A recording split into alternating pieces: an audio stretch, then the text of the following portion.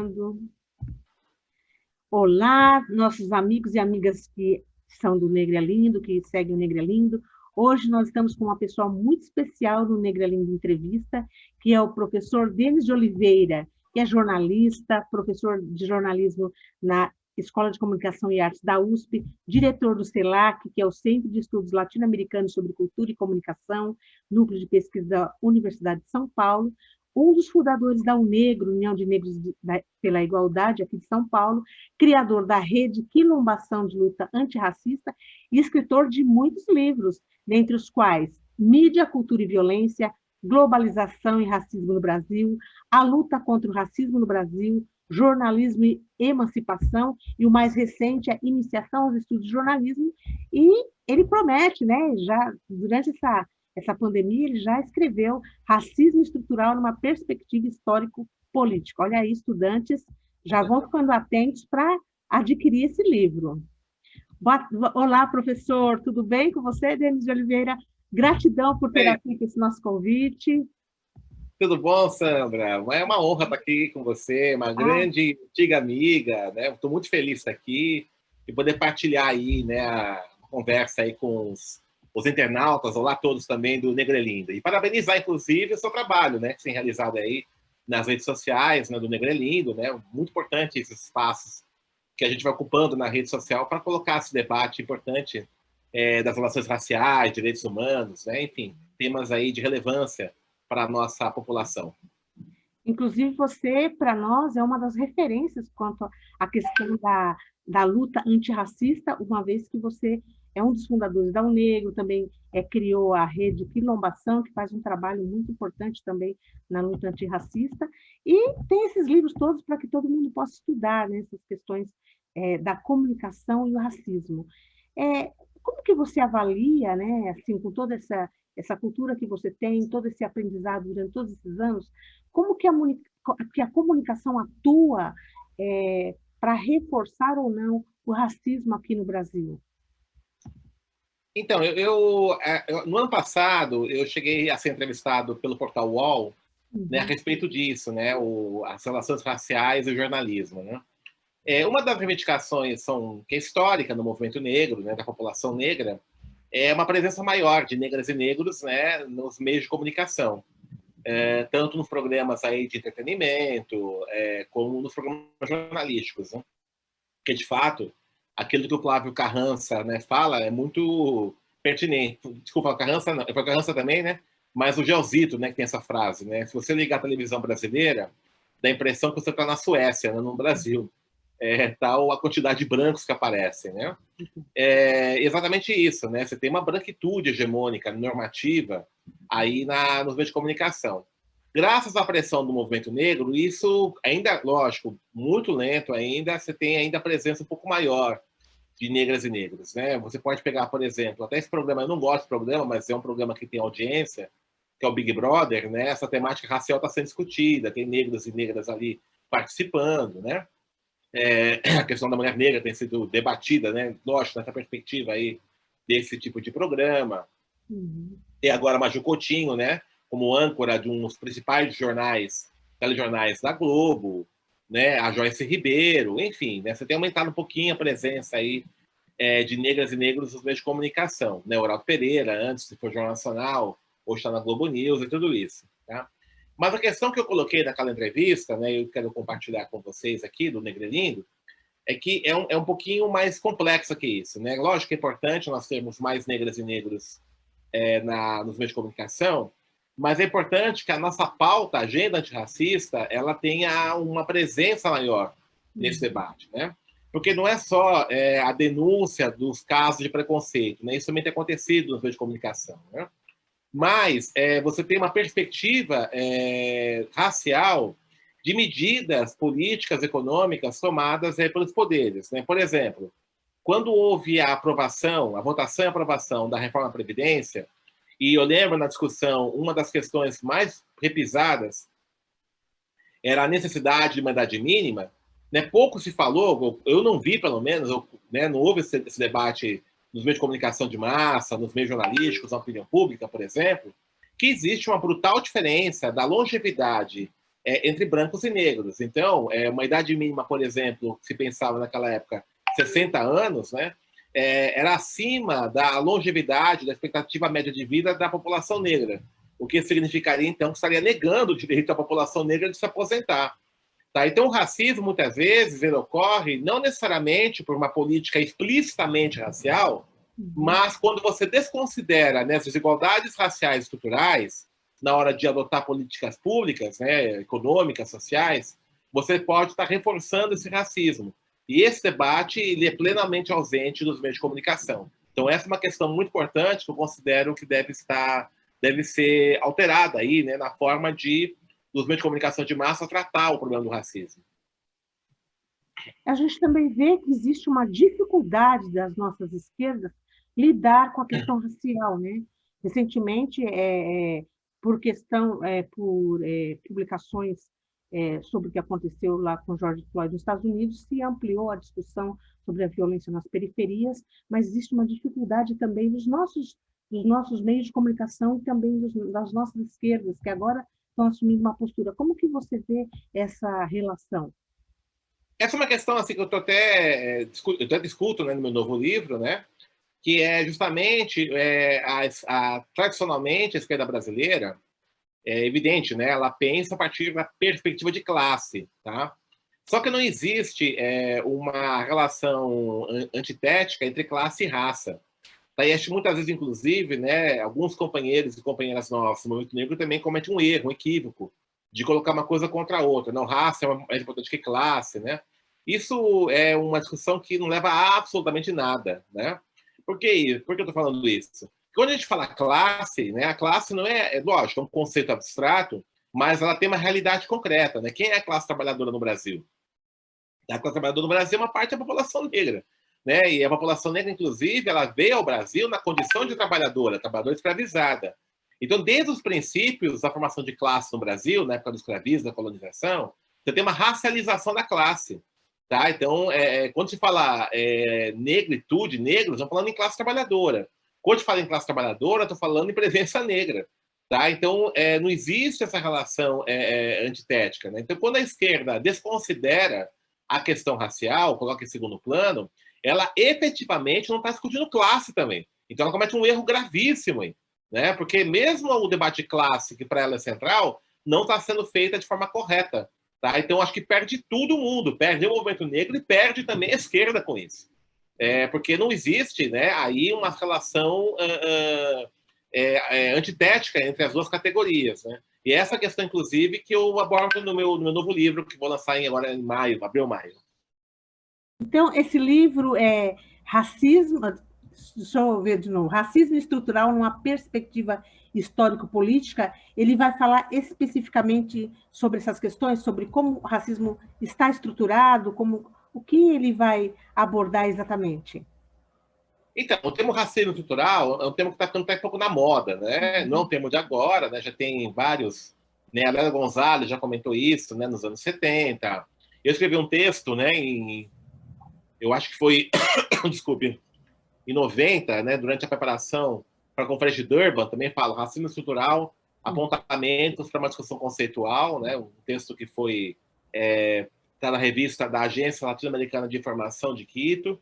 Tem mais recentemente o Silvio Almeida, né? O professor Silvio Almeida lançou um livro muito bom, né? No qual ele vai sistematizar o conceito de racismo estrutural. Exatamente, ele vai nessa linha, inclusive, né? Eu concordo, assina embaixo essa ideia. Porque o racismo estrutural ele vai normatizando e normalizando e naturalizando as relações raciais por conta de uma certa estrutura social. O problema que tem acontecido, né? E por isso isso me estimulou a escrever essa nova obra. Né, confesso que eu estava muito cansado, né? Eu lancei um livro no ano passado sobre jornalismo, né? Eu estava querendo mesmo dar uma descansada, pensar outras coisas e tudo isso, né? Mas aí, né, vários colegas meus, né, me instigaram a debater isso, porque de fato está virando quase com um chavão, né? Então, qual a ideia assim, né? Tudo é racismo estrutural, né? Então, essa apropriação meio de chavão do termo, do conceito do racismo estrutural, acaba interditando qualquer tipo de ação. Estrutural não dá para fazer nada, acabou, vamos chorar e fim de papo. Né? Então tem feito muito isso. Né? Eu acho uma apropriação totalmente incorreta. Né? Não foi, evidentemente, essa não era a ideia. do professor Silvio Almeida quando lançou a obra dele. Né? A ideia dele, pelo contrário, é potencializar a nossa luta, não interditar a nossa luta. Né? Então, a ideia é justamente entender por que acontece isso. Né? A gente tem os diagnósticos sobre como é que se manifesta esse racismo estrutural, nós temos os dados, né? A gente tem todo o movimento negro, né? Os intelectuais negros e negras fizeram todo um esforço, têm feito um esforço muito grande para demonstrar como é que se dá esse racismo estrutural no Brasil. Agora, a minha preocupação é por que isso acontece, tá? Essa é a grande questão. Porque aí você tem duas possibilidades de resposta a esse porquê, né?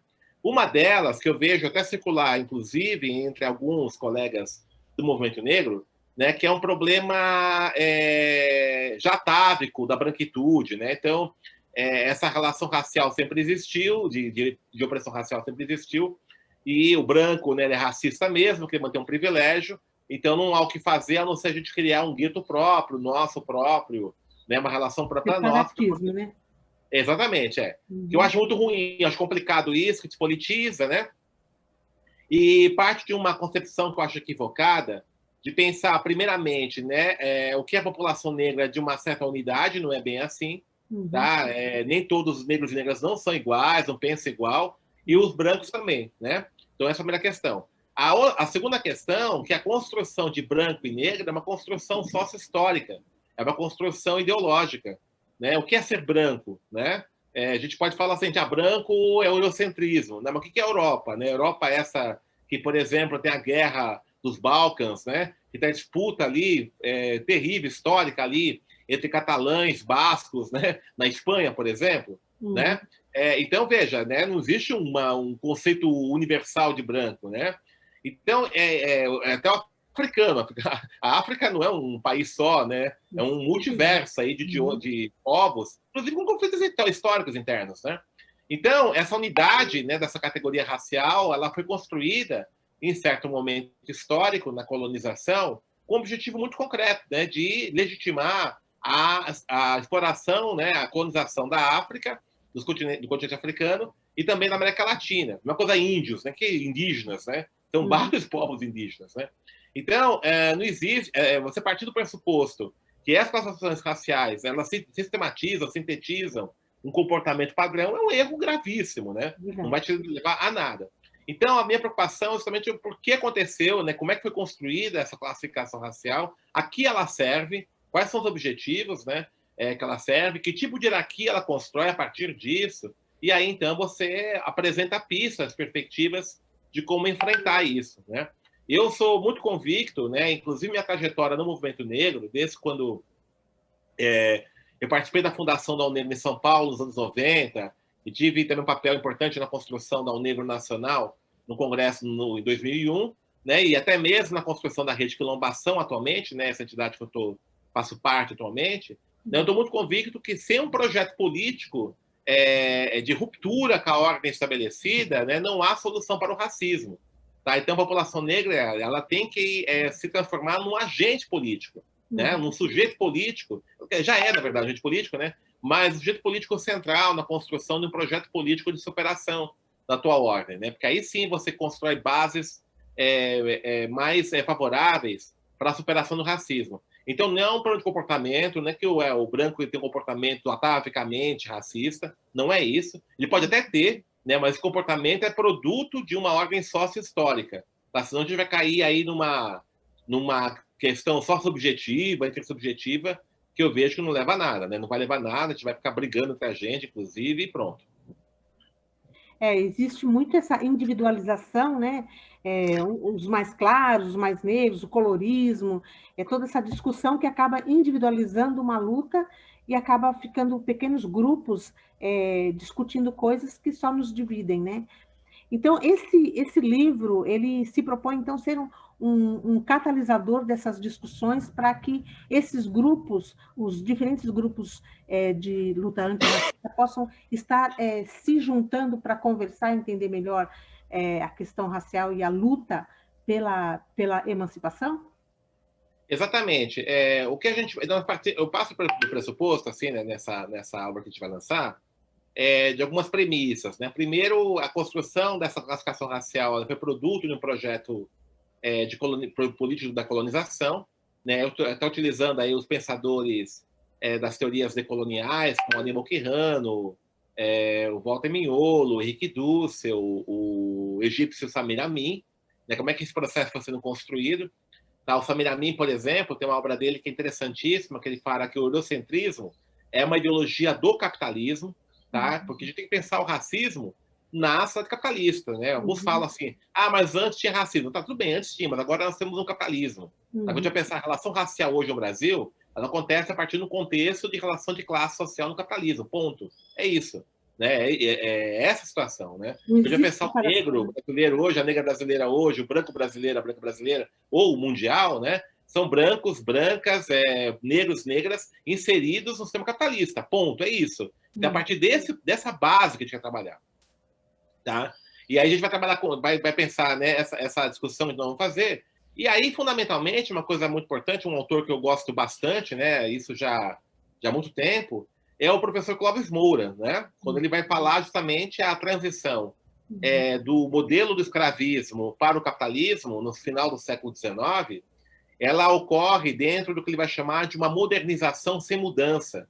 Por que isso? Né? Se moderniza as relações e as estruturas sociais brasileiras de um sistema escravista para o capitalismo, entretanto, mantendo intactas as hierarquias sociais do regime anterior. Né? Não houve uma mudança significativa. E aí, por isso, então, que mesmo com o capitalismo, com a mudança do sistema, né, as relações raciais de opressão racial se mantêm. Né?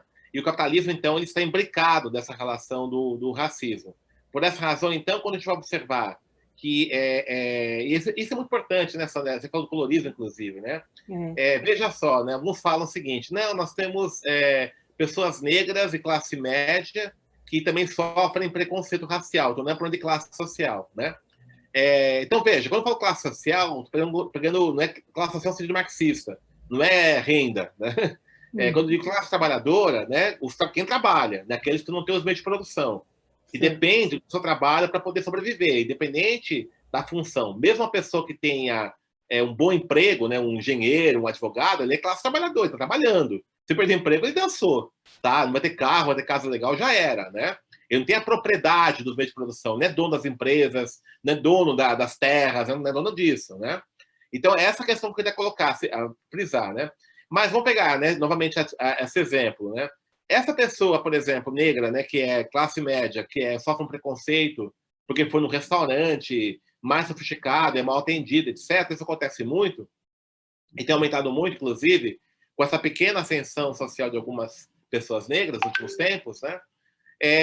Veja, isso ocorre porque nessa lógica da naturalização do capitalismo brasileiro, o lugar desse homem negro ou mulher negra não é aquele lá, tá? Então isso está conectado, por exemplo, ao fato de você naturalizar uma paisagem, de ver crianças negras pedindo esmola nos faróis dos cruzamentos aí de São Paulo, das grandes cidades, né?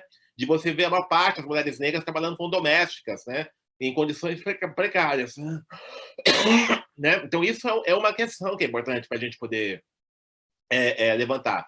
Então, há uma conexão que existe da opressão de classe e raça da uma parte da população negra com esses casos pontuais que existem de preconceito contra pessoas negras de classe média. Né? Então, é importante que a gente enxergue esse processo de uma forma mais ampla. Do professor Clóvis Moura, eu tive uma... Eu fiz com ele, o professor Clóvis Moura, antes dele falecer, uma conversa com ele e o professor Demerval Corrêa de Andrade, que é psicoterapeuta, que criou a psicologia da ideologia, e uma coisa eles concordaram nessa conversa, que na época nós não gravamos, nós tínhamos todo esse aparato, né? Fizemos pelo Conselho da Comunidade Negra em Guarulhos, lá na Câmara Municipal. Eles concordaram numa coisa, que o negro, ele incute dentro dele essa ideologia dominante e muitas vezes ele reforça esse racismo nas suas atitudes, palavras e ações e acaba também reforçando os estereótipos que lhe são colocados, né? Isso no psicológico, né? O que a psicologia da ideologia fala e que esse trabalho é uma coisa que tem que ser feita. Então, assim, o que eu entendo, você falando e também lembrando do professor Clóvis Moura, eu entendo que seria interessante, né, também a gente entender o histórico político da questão racial, mas também começar a trabalhar o psicológico, como que o negro vai resgatar o seu psicológico para resistir a toda essa opressão. Usando a comunicação, você acha que é possível trabalhar isso com comunicação? Não, é possível, né? Vai depender muito do compromisso que a gente vai ter, né, a luta antirracista, né? Porque o Clóvis Moura, por exemplo, ele fala um negócio muito interessante no Dialética Radical do Brasil Negro, né? Que ele fala sobre a questão da ansiedade dos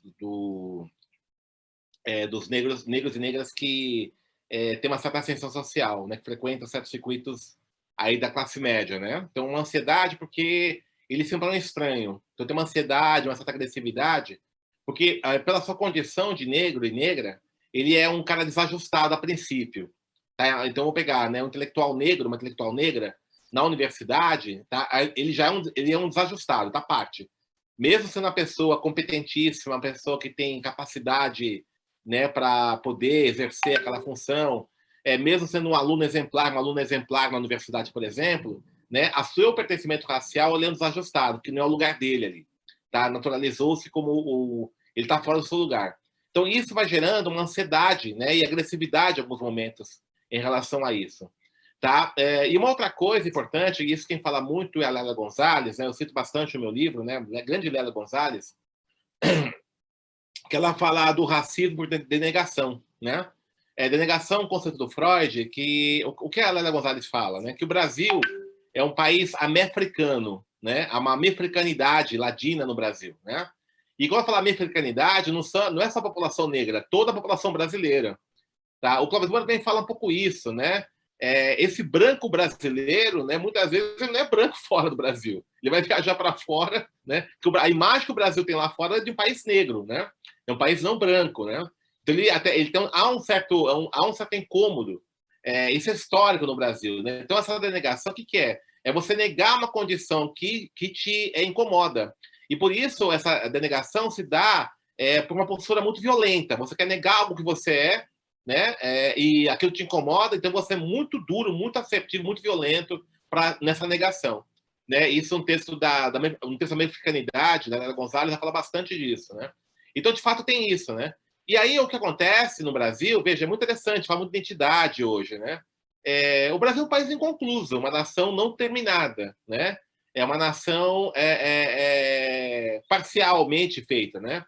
O meu amigo Weber Lopes, ele fala uma coisa muito interessante, assim, olha, o Brasil não tem jeito, tem que parar tudo e começar tudo de novo, né? Não tem conserto mais, né? Um pau que nasceu torto não tem como se endireitar, né? Tem que arrancar e fazer de novo. Ele está nessa pegada agora, né? E de fato você vai pegar. No Brasil ele não tem, né? É uma situação muito complicada que você vai ter, né? E isso vai criando uma certa dificuldade de identificação no Brasil. Veja, essa questão do colorismo que você fala é muito interessante isso, né? Porque isso está acontecendo por quê? Está acontecendo como produto dessa ansiedade e agressividade que ocorre nessa geração mais jovem, né, de negros e negras, né, que estão conseguindo acessar a universidade e tudo isso, né? E aí, veja, o que tem acontecido, e isso é um problema muito sério quando você pensa o racismo só no comportamento e não numa visão mais estrutural, né, psicológica, sociológica, como você coloca, inclusive, né? Você começa a fazer uma medição de quem sofre mais, né? É uma coisa maluca isso, né? Tá criando negrômetros, né? Vou medir quem é mais negro que o outro, quem sofre mais, né? Um negócio maluco, né? Um negócio doido, né? Fica uma coisa assim até autofágica. Não, eu sofro mais que você, que minha pele é mais preta. Ah, não, eu sofro mais que mora mais na periferia. Então, aí você impede, né, qualquer tipo de construção de um projeto político coletivo, né? E fica uma coisa assim, guetificada, olhando para si próprio, né? E tudo isso. E, ao mesmo tempo, tem esse colocou agora, né? Veja, o fato de negros e negras internalizarem certas ideologias que os prejudicam acontece muitas vezes pela falta de outras possibilidades, né? Então, por exemplo, né, a gente isso é uma coisa muito complicada. Nós, lógico, a gente faz a crítica, mas temos que compreender por que isso acontece, né? Porque, por exemplo, uma mulher negra doméstica, ela aceita, né? Ela tem até comportamento até submisso muitas vezes à sua patroa branca, né? porque é a única forma que ela tem de garantir aquele emprego, de garantir uma certa renda, e aquilo é o que possibilita, por exemplo, ela manter seus filhos, né? Manter, né, sustentar sua família, tudo isso, né? Então ela vai ter um pouco isso. Ao mesmo tempo, né, quando ela vai se separar no serviço público, né, nos aparelhos públicos, né, um tratamento péssimo, infelizmente ainda, né, a gente vai observar, lógico que há exceções, né, mas o Estado ele não acolhe corretamente os cidadãos, né, pobres, né, não trata bem, né, você tem falta de recursos, etc. Quando aparece, né, algumas pessoas nesses equipamentos públicos que a trata bem, né, que a acolhe, etc., ela então fica agradecida, como se fosse um favor, né, não um direito dela. Então, nesse tipo de situação, é que vai criando um pouco essa relação de submissão, né? Porque no Brasil, infelizmente, né, a ideia de cidadania ela não é socializada, ela não é universalizada, ela é restrita, né? Alguns são cidadãos, poucos, né? A grande maioria não é cidadão. Então, na ausência da cidadania, o que acaba prevalecendo é essa relação de favores, de submissão e tudo isso. O próprio Paulo Freire mesmo, né, grande Paulo Freire faz 100 anos, ele fala muito isso, né, quando vai discutir a tal cultura do silêncio, porque a população pobre não fala, né? Quando ele tem a experiência lá da educação dos camponeses, né? Então, assim, a herança da colonização, né? Na colonização, né, o colonizador fala, o colonizado ouve, tá? Então, uma cultura de comunicados, né, só alguns falam e outros escutam, você vai criando, então, essa relação da cultura do silêncio, que é também uma expressão da submissão. Então, veja, são vários fatores históricos, é por isso que eu estou chamando de perspectiva histórico-crítica no meu livro, né, que vão explicando esses comportamentos. Então, a minha ideia, inclusive, né, o meu objetivo, né, com essa obra é estimular esse debate por que isso acontece. Tá? A gente tem os diagnósticos, nós temos aí todas as formas que acontece o racismo, agora por que isso acontece? Né? Porque senão a gente vai achando que é uma maldade, né, que é um comportamento disfuncional. Até é, né? Vou dizer que tem gente que tem mais é que meter a mão na cara mesmo, ponto, né? É maldoso mesmo, tal, tem que punir, etc. Mas a questão é muito mais complexa que isso, né? Porque, veja, essas maldades, né, entre aspas, esses comportamentos, né, que são condenáveis, eles têm uma lógica, tá? Eles funcionam. O Brasil funciona dessa forma, quero chamar atenção disso, né? Isso não é uma falha no sistema brasileiro, não, pelo contrário, é assim que ele funciona. Tá? Se a gente não tiver essa noção, que é assim que a riqueza no Brasil acumula, que é assim que a riqueza no Brasil ela se reproduz, com base nessa lógica sistêmica, né, de racismo, de opressão, etc., nós vamos nos iludir sempre que é possível superar o racismo mantendo intacto esses modelos sistêmicos, apenas tentando mudar os comportamentos das pessoas, né? Nós vamos quebrar a cara com isso. Você está me lembrando que a gente conversou com o Weber Lopes, né, esse amigo em comum, e ele falou que existe esse projeto eugenista. Eles têm um projeto já de longo prazo, e tudo que eles fazem é dentro dessa perspectiva desse projeto, né? Então, o seu livro daria, então, essas bases para que se discutisse, para que a gente também tivesse um projeto de contraposição a isso. Porque sem um projeto, a gente só fica catando migalhas. Não sei se meu livro não tem a pretensão de apresentar um projeto no meu livro. Eu já estou imaginando muitas coisas. Não, eu não tenho a solução, né? Não quero. Né? Às vezes eu tenho muito medo quando alguém apresentar a solução é essa, né? Quer saber de boa. Acho que é um debate coletivo. Né? É isso, é. É uma provocação. Eu vou levantar algumas questões, e apresento alguns dilemas e tal, para a gente poder pensar, né? Eu concordo com você, por exemplo, que um projeto desse é uma ação coletiva. Né? Então, uma coisa que me incomoda muito é essa militância individual, de rede social, né? Isso aí não vai levar a nada, né? Só leva essa virulência, essa briga e tal, né? Isso não vai resolver problema nenhum. Vai criar só mais ansiedade, mais agressão, né? Mais divisão e pouca efetividade, né? Mas, assim, a ideia mesmo é essa, você levantar um pouco essas questões aí, né? Pensar os porquês isso acontece, né? E aí, então, a partir disso, a gente pensar, né? Nesse projeto. Porque um projeto como esse, né? De superação, né? De enfrentamento aí desse projeto eugenista, é entender, por exemplo, quais são os aliados, né? Quem são os aliados potenciais, quais são os caminhos. É um projeto desse, evidente, não é de uma hora para outra que você constrói. Tá? Isso exige ter táticas, né? Estratégias de longo prazo, curto, médio e longo prazo. Então, tudo isso é importante fazer. Né? Então, é um debate que eu acredito que o movimento negro tem que fazer, tem condição de fazer, né? Tem que fazer coletivamente. Para mim, esse é o caminho para a gente poder superar o racismo no Brasil. Certo. Então, assim, para terminar, assim, o que que você diria para os nossos seguidores, né, do Negra Lindo, né? Porque eu também provoco eles para irem assistir o Farofa Crítica. Esqueci de dizer que você é o apresentador do Farofa Crítica, que é um programa muito legal para aprender também, para estudar também, né? E que todos deveriam estar assistindo. O que que você pode dizer para eles? Como que eles vão poder encontrar esse livro? Se você já tem, se vocês estão fazendo muitas perguntas ao mesmo tempo, já tem a previsão do lançamento, quando que vai ser lançado, e como que eles podem acessar, e já te provocando se a gente vai poder fazer uma conversa, uma roda de conversa sobre esse livro. Começando pelo final, sim, com certeza, estou à disposição, né? Podemos fazer sim. Faremos sim. O livro vai sair pela editora Dandara, né? Então, o site www.dandaraeditora.com.br deve sair entre abril e maio, né? Sempre dá um atrasinho. Mas essa editora, de qualquer forma, eu recomendo, né, que os internautas acessem. Tem muitos livros interessantes, né? Ali, né? Tem o livro da Liette Barbosa sobre as mulheres negras na periferia, que é muito interessante, né? Ela até veio aqui no Negro Lindo, né? Sim. O livro do Márcio Faria sobre Clóvis Moura, o de Araju sobre periferias, tem muita coisa boa. Inclusive está lançando até a editora Dandara está lançando agora até um selo Dandarinha, né? Livros infantos juvenis também, né? Vai lançar agora em março. Então tem muita coisa bacana ali, né? Então essa editora vai publicar meu livro, deve ser entre abril e maio, tá? E aí então você pode encontrar. E assim, em relação à dica, né? Veja, o racismo no Brasil, embora ele, quando ele se apresenta para a gente, né, ele é algo, claro, nós, né, entendemos algo, né, tosco, algo grosseiro, né, algo absurdo e tal, né, uma pessoa racista, né, tem uma agressão, comete uma agressão dessa. Uhum. Ele é algo, embora a expressão dele seja isso, mas a base dele é extremamente sofisticada, né, como você colocou. Faz parte de um projeto genocida, eugenista, que foi construído no século XIX, né, um projeto de opressão racial, né, de concentração de renda, de dependência econômica do Brasil, enfim, né, um projeto muito bem montado, articulado pelas classes dominantes brasileiras, né, que vai se reproduzir em tudo isso.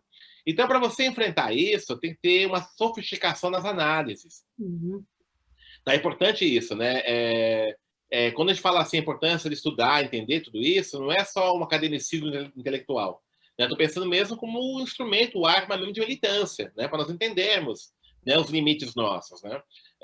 Por exemplo, uma situação, eleição, né? Qual que é a nossa estratégia mais adequada em cada eleição? Tá? Que tipo de programa, por exemplo, a gente tem uma candidatura negra, uma mulher negra, um homem negro candidato, que a gente tem que, né, propor, construir naquele momento específico, né? Então é muito importante isso, né? Quando a pessoa negra tem certos comportamentos, por que ela tem isso, né? Então é muito importante, né, que os ativistas, militantes do movimento negro tenham essa capacidade de análise, de compreensão, porque é assim que a gente vai poder derrotar o racismo, né? Como ele é muito sofisticado, a nossa ação também tem que ser sofisticada intelectualmente, né? Uhum. Quando digo sofisticada, não é só ficar no diletantismo, né? Sofisticação no pensamento e muita ação, ir pro pau, pegar, mão na massa, né? Fazer as coisas tal, né? Mas aí com convicção de que aquilo é um tijolinho a mais para a construção de um novo Brasil. Eu lembrei, né, até comentei com você anteriormente, do modelo de trabalho que você fazia nas periferias, que era passar um filme, abrir para uma roda de conversa, como você passou o Faça a Coisa Certa, que deixou os jovens totalmente chocados com aquele filme. Houve uma conversa muito boa, aquilo ficou na minha mente, muito legal. Você acha que também esse é um caminho para poder se ampliar essa criticidade de forma mais sofisticada, para não ficar no simplismo? Sim, a gente faz muito isso. A Rede Quilombação, inclusive, ela faz isso, né? A ação da Rede Quilombação são as rodas de conversa na periferia, né? A gente parou um pouco por causa da pandemia, né, infelizmente, né? Mas a gente fazia muito isso, né? De passar filmes, né? Clipes, tal. E é muito importante que a gente ouça, tá? De ouvir mais, né? Eu acho que a rede social tem um problema muito sério, assim, né? É legal que a gente, né, pode colocar nossas ideias e tal, mas se fala muito, se escuta muito pouco, né? Verdade. Tá? A gente tem que ouvir mais as pessoas, né? Ouvir, né? Ter paciência, entender, né? O que a pessoa está falando. Só um rapidinho, se você me permite, eu estava um dia lá na ECA, fechando um jornal laboratório com os alunos, né? E aí veio um vigia, o vigia lá do prédio, né? Um homem negro, né? Ele falou que é baiano e tal. E aí ficou quase meia hora conversando comigo, num sonho que ele teve, que teve uma visão, que Jesus ia voltar, ia punir os ruins e tal, né? Aquela coisa, um negócio assim, um fanatismo assim, terrível, né? Mas assim, o cara queria conversar, tá? Queria conversar, queria sentar, conversar, e tudo isso, né? Então, muitas vezes, esse cara tá louco, né? Imagina, cara fanático, né? Tal, né? Outro dia, né, um motoboy mesmo aqui veio entregar uma pizza aqui em casa, né? E falou que votou no Bolsonaro, né? Um homem, menino negro e tal, né? Eu perguntei por que você votou, né? Ah, votei porque me roubaram minha moto, ele vai pôr mais segurança, e aí roubaram minha moto, não consigo trabalhar, né? Se você pegar assim na lógica dele, tem razão, né? Ele tem a moto dele, trabalha, roubaram a moto dele, ficou muito bravo, tem razão de ficar bravo, né? É claro que a solução não é essa. Ele jogou para o coletivo, Isso. né? Exatamente. Então, tem mais é que arrepiar mesmo, dar tiro, tá bater, né, tal. Né? Entendeu que tem outras coisas esse projeto, né? Então a gente tem que ouvir um pouco mais, né? Não ter essa postura, por exemplo, de já descartar se a pessoa não pensa igual a gente, né? Se a gente ficar no gueto, né? Ficar só no grupo de militância só, né? A população negra é muito mais complexa, é muito maior que isso, não é só aquele universo pequeno, né? Da gente que a gente faz entre a gente, né? Nossos familiares, por exemplo, a gente conversa, nossos parentes, os irmãos, cunhados, etc. Né? Muitas vezes tem posições muito diferentes da nossa. E a gente intimida, não quer, o cara é alienado e tal, né? Então eu acho muito complicado isso, né? A gente começar a idealizar, né, uma ideia de homem negro e mulher negra que é baseada no que a gente é, que a gente espera que seja. Tá? Mas não é assim, né? Se a gente não trabalhar com esse concreto, por isso que a roda de conversa é legal, porque as pessoas falam. Nem ser Paulo Freireano, né? Os ciclos de cultura Paulo Freire é isso. Né? Então a ideia que a gente fazia nos anos 90, você lembrou muito bem, gostava muito de fazer aquilo. Passa um filme, vocês conversam, aí vem de tudo, vem as coisas mais, né, malucas que você imagina, mas eles fazem parte da Fica vivência. na mente da pessoa, a pessoa vai Isso, fustigando. fica provocando, instigando, vai fazendo ela pensar, né? Acho que é isso, né? E como diz o Paulo Freire, né, ninguém liberta ninguém, ninguém se liberta sozinho, os seres humanos se libertam em comunhão.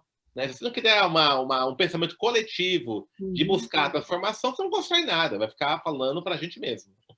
Tá certo. E para entrar em contato com a Rede Quilombação, para depois da pandemia, ou até mesmo fazer uma roda de conversa virtual, como que as pessoas podem fazer, se quiserem já estar fazendo os seus grupos de discussão, como que as pessoas podem fazer? Claro.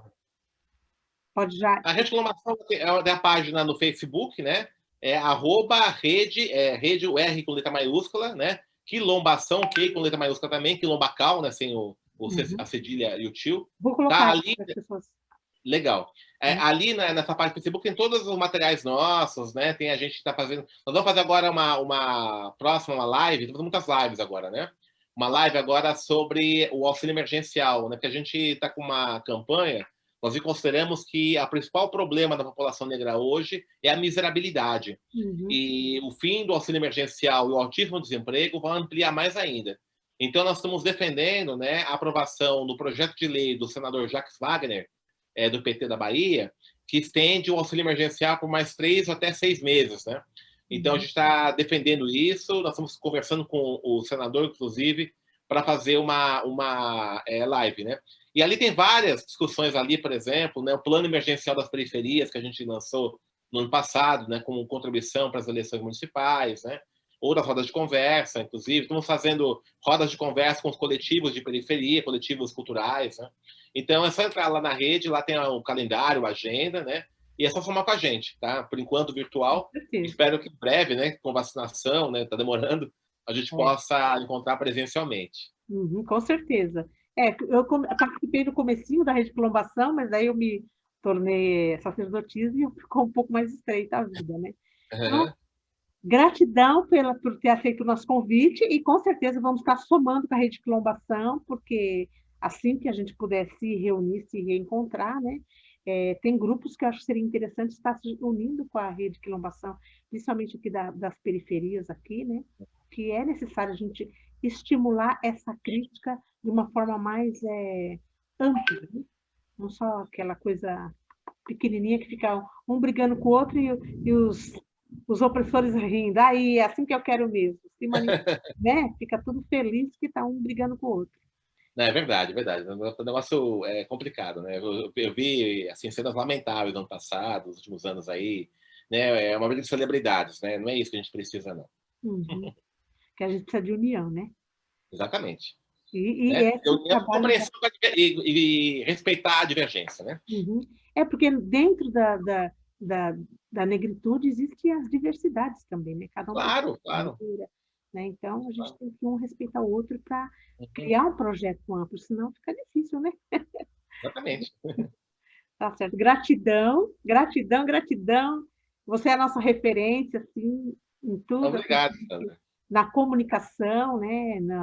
No trabalho com as periferias, que você nunca parou, né? Mesmo estando lá na academia, nunca parou com o trabalho na periferia, sempre Uhum. deu esse jeito de estar unindo as duas coisas, isso é muito legal, né? Que é o intelectual orgânico, né? Como dizia Gramsci. Então, é muito importante para a gente ter um intelectual como você. E agradeço imensamente essa palavra, essa possibilidade.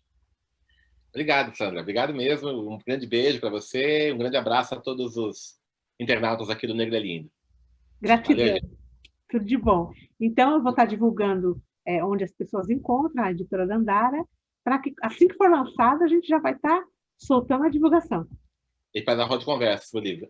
Tá certo. Vou te dar um Gratidão. exemplo, vou dar um exemplo para você, tá? De presente, autografado. Opa! Opa, vou estudar muito e fazer rodas, né? Opa, Porque bora. é um livro que vai ser para estudo mesmo, né? Uhum. Para estudo. Gratidão, Legal, querida. gratidão. Tudo de bom. Tudo de bom. Quando for no ar, você me avisa, tá? Quando for pro ar. Tá legal. Tá? Eu vou colocar no ar amanhã, tá? Amanhã. Ah, tá bom. Isso, Na página do Negro é Lindo do YouTube. isso. Ah, tá Em bom. todas Legal. as redes. Beleza. Bom, pessoal, nós estivemos aqui com o professor Denis de Oliveira. Toda quarta-feira nós estaremos aqui no Negralindo Entrevista e vocês não podem perder este maravilhoso livro que será lançado em maio. Gratidão, professor. Valeu. Valeu.